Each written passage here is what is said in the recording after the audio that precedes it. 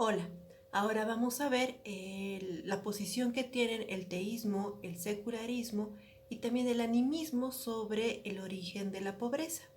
Bien, y el tema de hoy se llama Historia sobre la pobreza.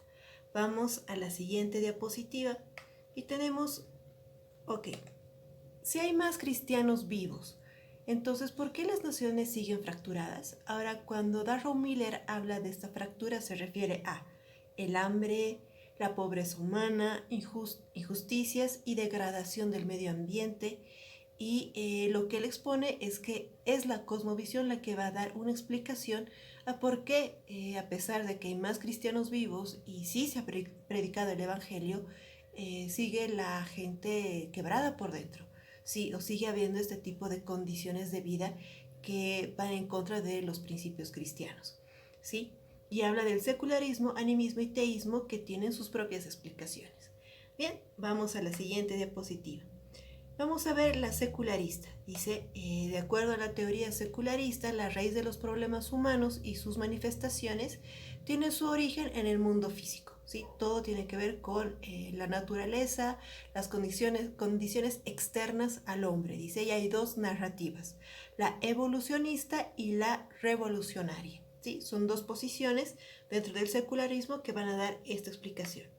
Vamos a la siguiente diapositiva y tenemos la narrativa evolucionista y para esta posición el mundo está sobrepoblado, esa es una de sus explicaciones, y esto significa que los recursos naturales no abastecen a la cantidad de seres humanos o incluso animales que existen, ¿no? Y tenemos varios ejemplos sobre eso, ¿no? En diferentes naciones se han matado animales porque se creía que iban a consumir demasiados recursos que era necesario para otros animales o para los seres humanos también. Otra situación parecida es este tema de que por muchos años en China se prohibió tener más de un hijo y de hecho se mataban más a las niñas que a los niños. Entonces esta perspectiva secularista va como que culpar a las condiciones de falta de recursos y sobrepoblación a las razones de por qué hay pobreza en el mundo, ¿no? También va a considerar que el ser humano es un animal evolucionado, ¿no? No hay un destino, un propósito espiritual para el ser humano, ¿sí?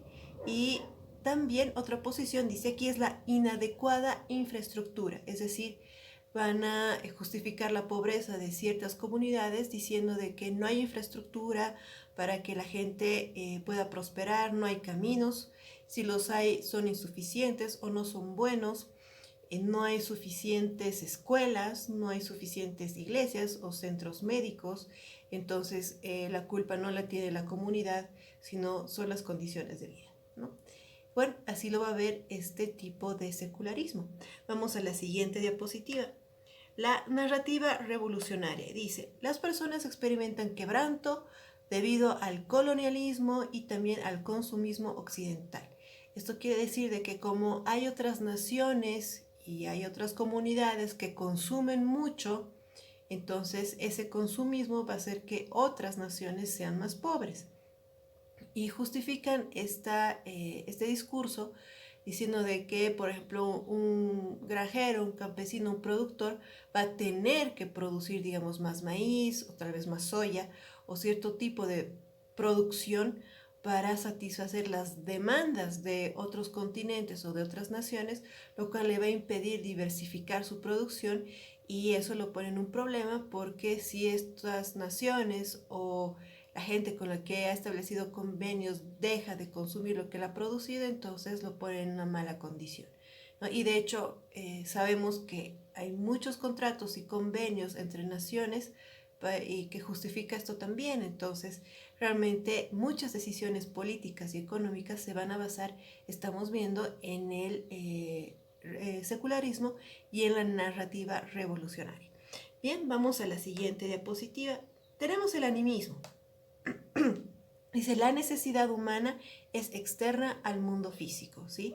Entonces, las manifestaciones físicas como terremotos, sequías, plagas, todo eso tiene que ver en que el ser humano tal vez no ha podido satisfacer las necesidades o requerimientos de sus dioses. Estos dioses han entrado en ira, han castigado. Entonces una manera de evitar estos desastres naturales o condiciones de vida es aplacar la ira de estos dioses, ¿no? Y esa es la mejor manera de resolver los problemas. Y como en este mundo espiritual, de acuerdo al animismo, ya todo está dado, ya todo está dicho, solo queda la resignación y seguir adelante con el tipo de vida que a uno le tocó tener, ¿no? Entonces es una pasividad completa respecto al futuro que uno puede tener y las opciones que se le presentan. Bien, vamos a la siguiente diapositiva. Dice, tenemos entonces la tercera opción, que es el teísmo, una historia transformadora y que acarrea desarrollo. Dice, y esto es interesante, ¿no? Porque el texto hace referencia a la ventana 1040, que es un concepto manejado por un misionero, más o menos en los años 80, ¿sí? Donde él establecía que hay naciones y grupos muy pobres donde no ha habido evangelización. Entonces esa era una buena manera, un buen motivo para poder evangelizarlas. Sin embargo, hay naciones y grupos que sí han sido evangelizadas por misioneros o por cristianos, pero siguen en pobreza. Y también hay otras naciones que, a pesar de que no han sido evangelizadas o no tienen una vida cristiana activa, sí lo han hecho. Entonces, ¿qué es lo que está sucediendo? Entonces, se trata de que algo está fallando en el principio, pues no, ¿sí? Y vamos a ver eso a partir de la siguiente diapositiva, que dice, entonces, razón de la pobreza. Dice, la pobreza es resultado del pensamiento de las personas, de su lógica, de su cosmovisión y de su creencia. Afirmaciones como, soy pobre, siempre he sido pobre y no puedo hacer nada al respecto, o soy pobre porque otros me hicieron así, son falsas cosmovisiones. Entonces, estos pensamientos que están arraigados de esta manera de que no puedo hacer nada para cambiar mi condición de pobreza o así he nacido, no hay nada que hacer, lo que explica el autor es que están arraigados en el pecado porque Dios no nos ha creado para que vivamos así, sí nos ha dado realmente capacidad intelectual para prosperar, para salir de todo tipo de pobreza y nos ha dado las condiciones también. Bien, vamos a la siguiente diapositiva. Entonces, el verdadero pecado respecto a la pobreza, ¿cuál es? Bien, vamos a empezar por descarte. Dice, ser pobre, para empezar, no es pecado. Ser rico no siempre significa que se cuenta con el favor de Dios. Pero Dios no creó la pobreza, somos nosotros los que la hemos engendrado. Dios quiere que las naciones florezcan y se desarrollen. Entonces, son las mentalidades las que van a retrasar o postergar ese desarrollo, con mentalidades así, ¿no? Ya he dado otros ejemplos hace unos instantes de cómo la mentalidad, las decisiones y el enfoque o la cosmovisión sobre la realidad que estamos viviendo van a condicionar el verdadero desarrollo de las comunidades. Bien, vamos a la siguiente diapositiva. Bien, ¿qué está sucediendo también? Que existe una red de mentiras que Satanás ha creado. Tenemos en primer lugar el fatalismo y el pauperismo que se originaron en la mente de Satanás.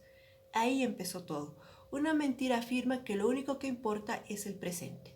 Si lo único que importa es el presente y no importa el futuro o solo vivo el hoy porque el hoy es mi regalo y el futuro no interesa, entonces se vive una vida muy banal, ¿sí? Donde la planificación no es necesaria y solo hay que disfrutar el presente porque el hoy no existe, ¿sí? Otra mentira es, si existe una única verdad, pues no se la puede saber y eso, porque eso es imposible. Eso estaría más apegado al animismo, ¿no? Entonces hay creencias animistas que van a decir que la única verdad no se puede conocer, no se la puede saber porque es un misterio de la cual están apropiados los dioses. Entonces hay que resignarse a la vida que a uno le tocó vivir, ¿no? Y la otra mentira que dice que la vida humana no tiene valor en sí misma.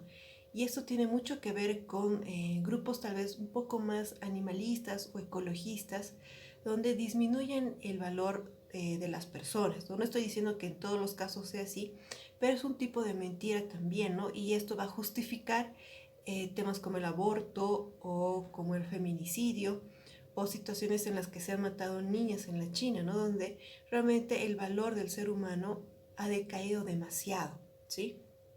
Vamos a la siguiente diapositiva y tenemos rompiendo la red de mentiras. Dice, la proclamación del Evangelio es el primer paso. Bien, lo que se hace es evidentemente evangelizar, hablar de que hay una verdad, que Dios existe, que hay una creación que Él ha diseñado y seguir trabajando sobre la salvación, la verdadera liberación a la cual Dios nos lleva para servirlo.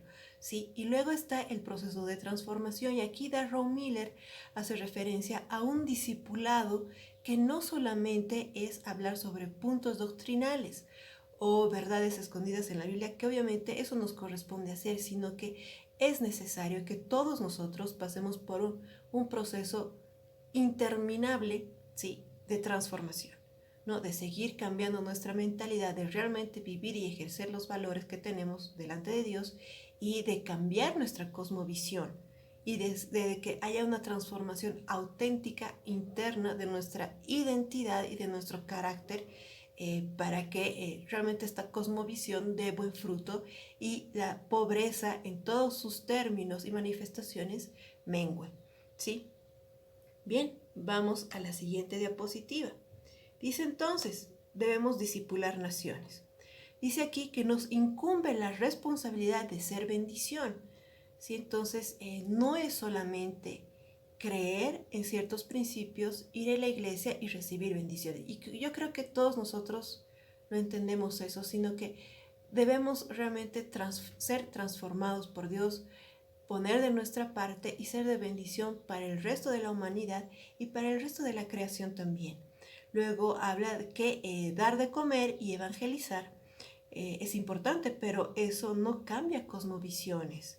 Entonces, hacer un trabajo solamente de evangelismo y hacer buenas obras están bien, pero eso no va a cambiar ni transformar mentalidades. Por eso aquí en las diapositivas, al menos en esta, he colocado una mariposa porque es importante que recordemos la imagen o el simbolismo de la transformación de la oruga mariposa, ¿no? Porque la mariposa no vuelve atrás, no vuelve a ser oruga, ¿no? Entonces es importante tener esa visión bien clara y esa meta de transformación personal y aceptarla. Bien, vamos a la siguiente diapositiva. Entonces la transformación, dice, cambia un corazón duro por uno afectuoso y deja la injusticia por la justicia. La transformación empieza en el interior, en el plano de los valores y creencias y avanza hacia afuera, la conducta y sus consecuencias. Entonces, cuando hay un verdadero cambio interior, la gente lo va a notar, la gente lo va a saber porque las decisiones, las conductas, el comportamiento, las actitudes y la personalidad van a cambiar realmente, no solo de acuerdo a ciertas circunstancias, condiciones ni grupo de personas, ¿sí? Y implica transformar culturas también. Eso también es bastante importante porque una mentalidad transformada obedece una cosmovisión transformada. Vamos a la siguiente diapositiva. Y bien, hasta aquí avanzamos el día de hoy. Espero que hayan disfrutado la clase y nos vemos la siguiente semana. Y bueno, que Dios los bendiga mucho. Ha sido un gusto para mí poder explicarles esta parte del libro. Dios los bendiga.